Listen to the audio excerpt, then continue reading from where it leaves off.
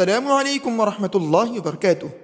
ہماری YouTube channel رہنمائی امت میں اب تمام سامعین کو خوش آمدید۔ ناظرین محترم، آج ایک انتہائی حساس موضوع پر آپ سے گفتگو کریں گے۔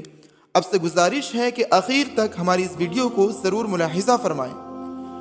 بلا شبہ اسلام ایک ایسا مذہب ہے کہ جس میں تبدیلی کی گنجائش نہیں، خواہ وہ علماء کرام ہوں یا ملک کے حکمراں، وہ دین کے اندر تبدیلی کا حق نہیں رکھتے۔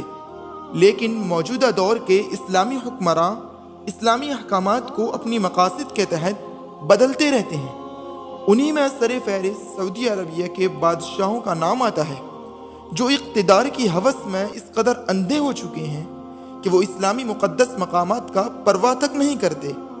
حال ہی میں آپ نے سنا ہوگا کہ مدینہ منورہ جیسے مقدس جگہ میں سنیما ہال کھولے جا رہے ہیں۔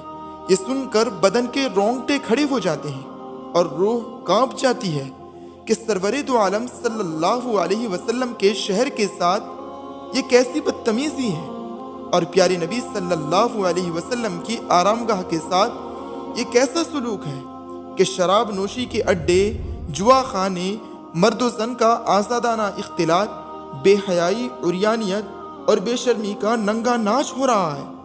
اب تو حد ہو گئی کہ علل اعلان سنیما ہال کھولے جا رہے ہیں۔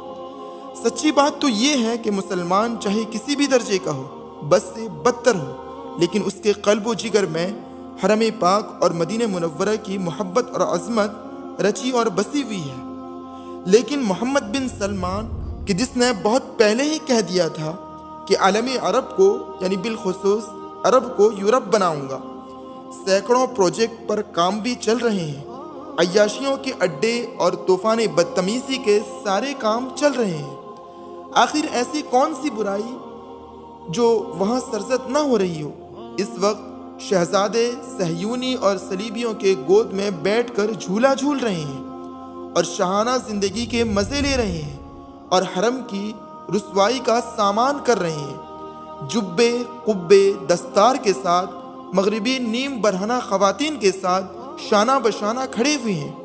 ان دنوں وہاں کی سڑکوں اور چوراہوں اور گلی کوچے سے ایسی تصویریں نظر آ رہی ہیں کہ انہیں دیکھ کر عقل حیران رہ جاتی ہے اور نگاہیں از خود نیچے ہو جاتی ہیں۔ بہت سے نام نہاد مسلمان یہ سمجھتے ہیں کہ سعودی عرب کے خلاف بولنا اسلام کے خلاف بولنا ہے، اور وہاں کی ہر چیز کو صحیح سمجھ کر اپنی زبان کو بند کرنے میں اپنی عافیت سمجھتے ہیں۔ حالانکہ یہ تمام باتیں پرلی درجے کی باتیں ہیں۔